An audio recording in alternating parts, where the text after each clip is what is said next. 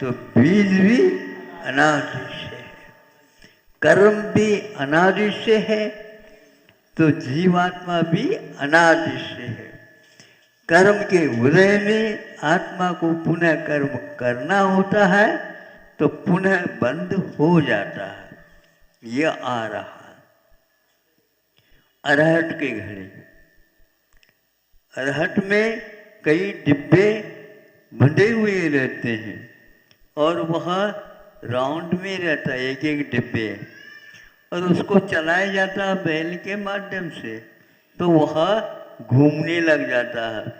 जो भरे हुए हैं डिब्बे वो ऊपर की ओर आ जाते हैं और नीचे जाते हैं तो पुनः वो खाली हो जाते हैं। पुनः वह चाक चलती रहती है, डिब्बे खाली होते हैं और भरते चले जाते हैं। यह रोकना चाहे उस बैल को कह दो तो वह रुक जाओ, अब कोई डिब्बा भरेगा नहीं, जहाँ भरा है वहीं का वहीं खड़ा रहेगा और जो खाली है वो खाली के खाली रहेंगे।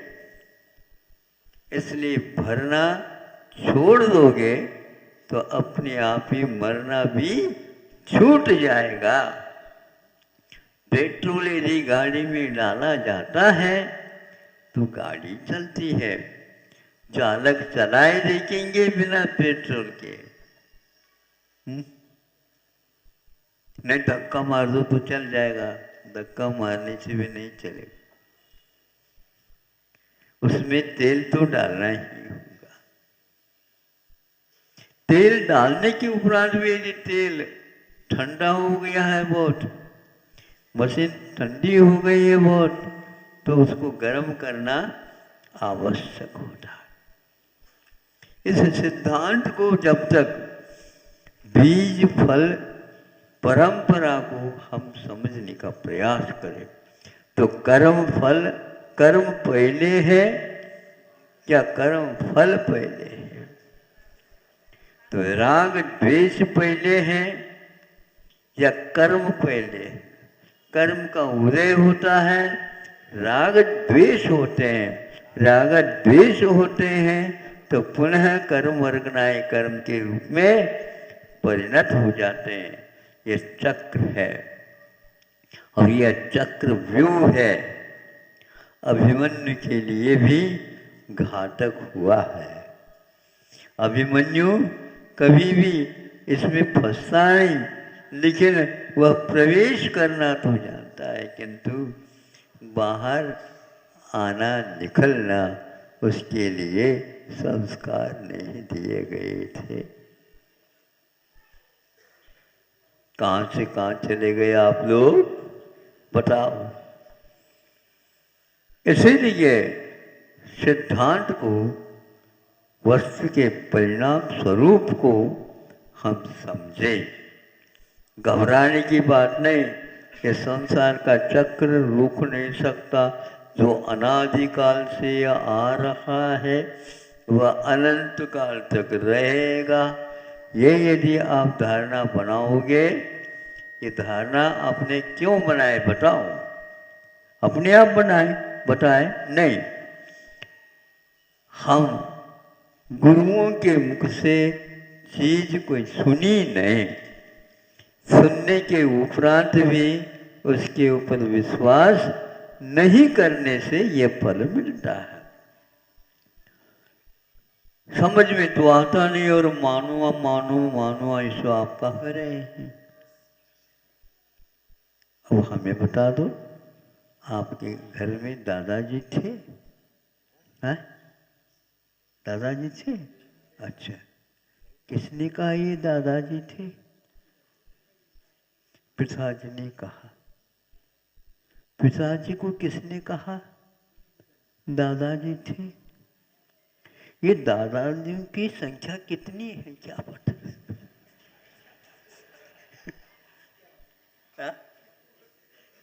एक पिताजी के पहले दादाजी थे, उनसे पहले और दादाजी थे, उनसे पहले और दादाजी थे, तो किसने किसको कहा अपने अपने दादाजियों ने अपने अपने दादाजी का परिचय दे करके चले गए।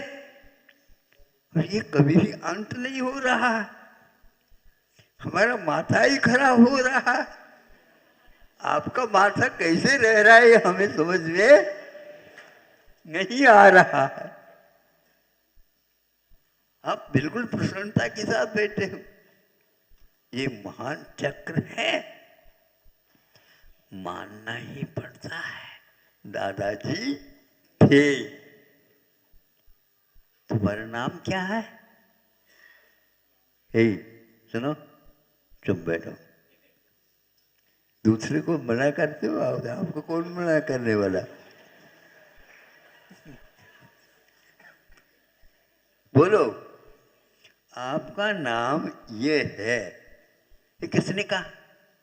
सभी लोग कहते हैं तो सभी के हो जाते हो आप।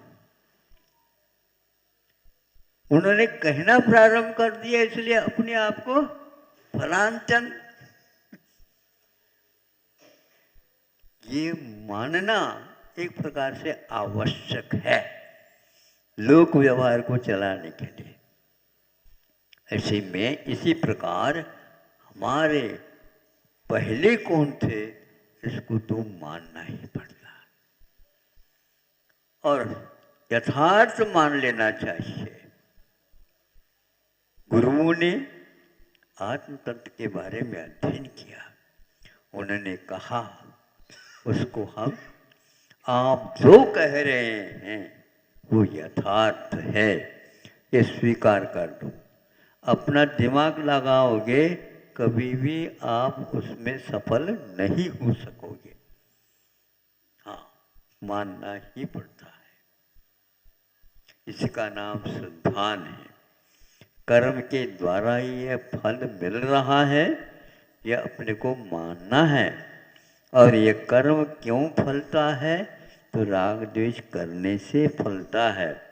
आप यदि कर्मों से मुक्त होना चाहते हो, शरीर से मुक्त होना चाहते हो, तो विश्वास रखो मूल कारण क्या है। इन दोनों को मानेंगे तो आपका बहुत जल्दी सवाल, जिसको बोलते हैं शंका, समाधान हो जाता है। नहीं तो आपको समाधान देने वाला संसार में कोई भी नहीं है। गुरु लोग भी ज़्यादा आपको बाध्य नहीं कर सकते हैं। बच्चा जब आपके अनुसार 7-8 साल का हो जाता है तो उसको आप कह देते हैं बेटा विद्यालय जा। हम नहीं जाएंगे, जबरदस्ती जा। एक दिन करोगे जबरदस्ती, 2 दिन करेंगे जबरदस्ती, तीसरे दिन वह 4-5 घंटे विलंब करके आता। तब तक आपको मालूम पड़ जाता बेटा ही नहीं आया आज। तो विद्यालय जाओ ऐसा कहा तो वह उठ गया, विद्यालय में बैठ जाएगा, आएगा ही नहीं वो वापस। आपको जाना पड़ेगा विद्यालय। अब जबरदस्ती आप किसी को नहीं कर सकते, बाध्य करके यह मान्यता आप उसको दे नहीं सकते। यह उसी के ऊपर आधारित है। इसलिए ऐसे संस्कार डाल दो जिसके द्वारा आपको आप जो बताते हैं उसको वह स्वीकार कर ले। नहीं है तो भगवान के द्वारा भी किसी को सम्यक दृष्टि नहीं बनाया जा सकता। हमारे भगवान है, हमने खरीदा है। और अब भगवान खरीदने भी आते हैं क्या? बिकते हैं भगवान। आज लगभग यही हो रहा है। ये हमारे भगवान है, ये तुम्हारे भगवान, किसी के नहीं है भगवान, भगवान के हैं।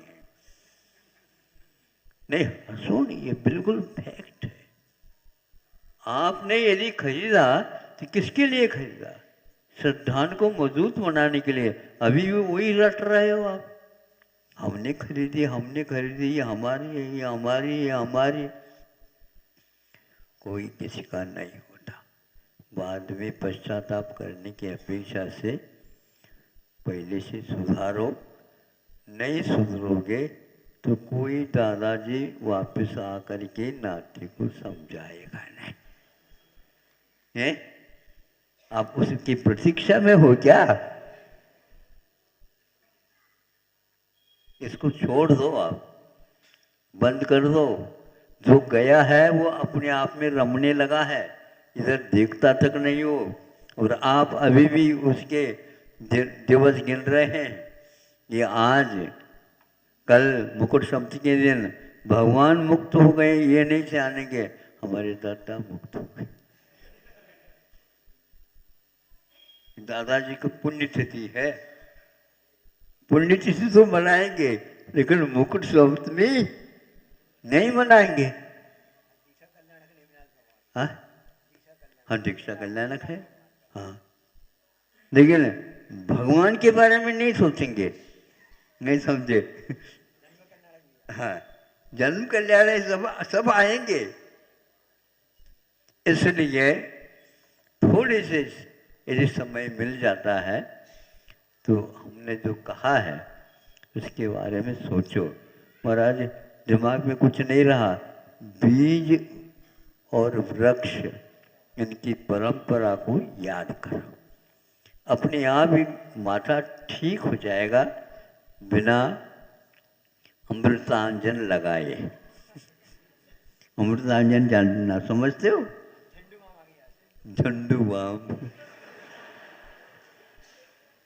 अपने आप शांत हो जाता है। इसको पढ़ते ही, सुनते ही और समझते ही दिमाग अपने आप ठिकाने में आ जाता है। भगवान से प्रार्थना, भगवान सब लोगों के दिमाग ठीक हो जाए। ठीक होना नहीं होना भगवान के हाथ में नहीं है, फिर भी भगवान के नाम लेने से कुछ दिमाग ठीक हो जाता है।